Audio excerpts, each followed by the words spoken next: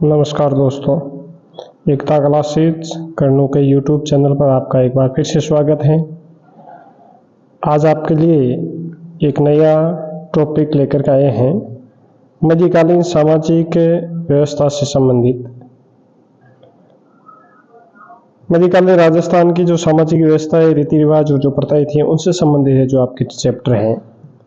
सबसे पहले पढ़ते हैं सती प्रथा के बारे में। एक काफी प्रश्न है जो यहाँ से आते हैं। सती प्रथा यानी पति के मर जाने पर उसकी पत्नी या पत्नियों का उसके शव के साथ जलकर भस्म हो जाना सती कहलाता है। इसे सहगमन, सहमरण या अनुरोहण भी कहा जाता है। अन्य नाम भी पूछ लिए जाते हैं। प्रश्न यहाँ से ही है जो पिकअप किया जाता है।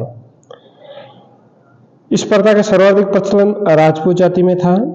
प्रारंभ में सहगमन प्रथा का धार्मिक महत्व था तथा स्त्रियां स्वेच्छा से सती होती थी, किंतु कालांतर में ये प्रतिष्ठा का सूचक बन गई। इस प्रथा का प्रथम सांकेतिक उल्लेख वेदों में प्राप्त होता है। रामायण और महाभारत ग्रंथों में भी सती प्रथा का उल्लेख किया है।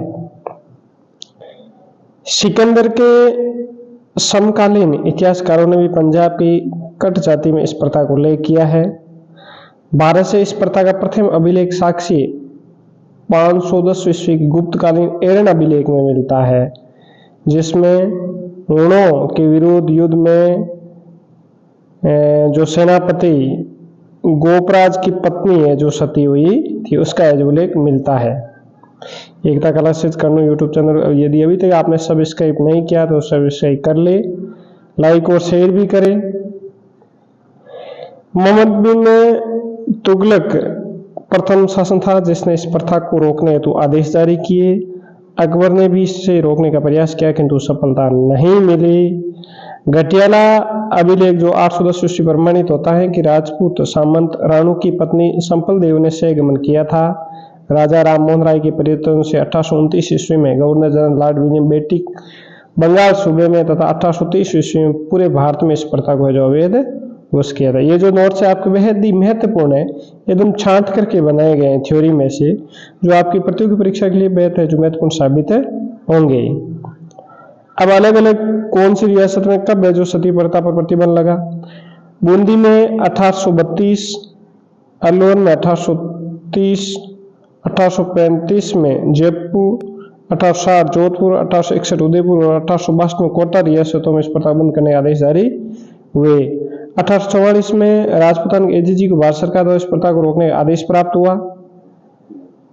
1987 में दिवराला सीकर में हुए कंवर सती कांड, जो इसके बाद है जो रूप कंवर सती जो कांड हुआ था उसका सती प्रथा निषेध अधिनियम 1900 है जो पारित हो गया था।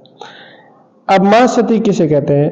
पति की मृत्यु को अनित्य हो जाने तथा वहीं उसका अंतिम संस्कार कर दिए जाने पर पत्नी द्वारा उसके चिन्ह के साथ या बिना सती होना मां सती है। इसे अनुमरण भी कहा जाता है।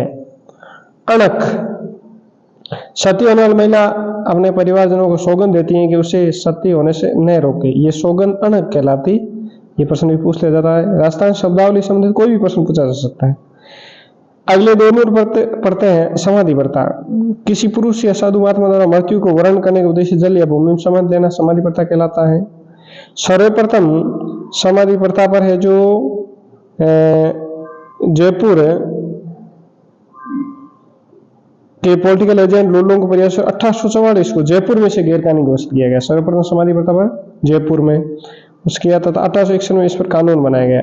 अब डाकन प्रथा, बेलो में जनता में फसले इस प्रथा महिला को अंधविश्वास के चलते डाकन घोषित कर उसे घोर शारीरिक यातना दी जाती है जिससे उसकी मृत्यु हो जाती है। 1853 में मेवाड़ भीलकोर के एक सैनिक ने एक महिला को डाकन होने के संदेह मार डाला। तब तत्कालीन एजीजी ने भारत सरकार से इस प्रथा को रोकने आदेश प्राप्त किया। सर्वप्रथम मेवाड़ भीलकोर के अधिकारी जैसी बुक के प्रयासों से 1853 में है जो डाकन प्रथा पर रोक लगी। महाराज स्वरूप सिंह ने इस प्रथा पर है जो रोक लगी। प्रश्न पूछा जा सकता है कि डाकन प्रथा पर सबसे पहले मेवाड़ किस महाराज ने रोक लगी थी? स्वरूप सिंह ने 1853 में।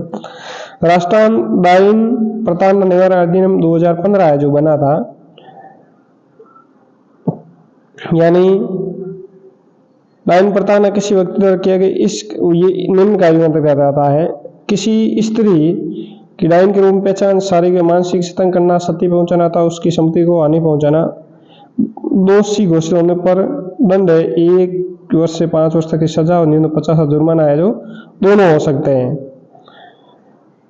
असाध्य पदार्थ खाने पीने को मजबूर करने, नगन तथा कम वस्तुओं में करने पर संबंध दोष 3 वर्ष से 7 वर्ष तक की सजा, 50,000 जुर्माना दोनों हो सकता है। यदि महिला की प्रताड़ना से मृत्यु हो जाती है तो संबंधित दोष 7 वर्ष का कठोर आजीवन कारावास तक की सजा और 1 लाख रुपए जुर्माना तो दोनों भी हो सकते हैं। यह अधिनियम में निम्न प्रावधान किए गए। इस अधिनियम में सामूहिक जुर्माने का प्रावधान भी किया गया। यह अधिनियम राज्य सरकार पर यह उत्तरदायित्व डालता है कि पीड़ित के पुनर्वास हेतु पर्याप्त कदम उठाए तथा इस कुप्रथा को रोकने हेतु जागरूकता कार्यक्रम चलाए। अगला है मानव व्यापार। 4 नंबर पर औरतों तथा लड़के लड़कियों क्रय विक्रय करना मानव व्यापार है जो कहलाता है। और मानव व्यापार क्यों होता था, इसके प्रमुख कारण क्या थे? यानी राजपूतों द्वारा विवाह में दहेज के साथ गोला गोली, यानी जिसे दास दासी कहते थे, देना, सामंत या संपन्न लोगों द्वारा स्त्रियों का रखेल के रूप में रखना, वेश्यावृत्ति करवाना, घरेलू नौकर रखना आदि। सबसे पहले सर्वप्रथम इस पर कोटा में 1831 में रोक लगाई गई। 1877 में जयपुर में इसे अवैध घोषित कर दिया गया। और चौथान कर कोटा राज्य में मानव व्यापार पर लिया जाने वाला कर था। ये प्रश्न पूछा जा सकता है कि चौथान कर क्या है, तो कोटा राज्य में मानव व्यापार पर लिए जाने वाले कर को चौथान कर कहा जाता है। ये बहुत ही मोस्ट है, प्रश्न पूछा जा सकता है कि चौथान क्या है, तो कोटा में मानव व्यापार पर लिया जाने वाला ये जो कर था। यदि आपने एकता क्लासेज कर्णो के YouTube चैनल अभी तक सब्सक्राइब नहीं किया तो सब्सक्राइब कर ले। विभिन्न प्रतियोगी परीक्षाओं से संबंधित PDF नोट्स प्राप्त करने के लिए आप निम्न नंबर पर जो कांटेक्ट कर सकते हैं 7665032355 संपर्क करके PDF है जो प्राप्त कर सकते हैं और एकता क्लासेज कर्णो से है जो जुड़ सकते हैं। यदि आपको वीडियो अच्छा लगा तो लाइक, सब्सक्राइब और शेयर जरूर करें। इस PDF को सेव करके आप है जो अपने पास है जो रख सकते हैं, जो आने वाली विभिन्न प्रतियोगी परीक्षाओं के लिए आपके लिए बेहद जो महत्वपूर्ण साबित होगी, आपके लिए उपयोगी साबित होगी, उसी को दृष्टिगत ध्यान में रख के लिए ये नोट्स है जो आपके लिए विशेष थ्योरी में से छांट करके जो बनाए हैं। अगले वीडियो में मध्यकालीन सामाजिक व्यवस्था संबंधित एक और वीडियो लेकर के आपके बीच फिर हाजिर होंगे। तब तक के लिए जय हिंद, जय भारत।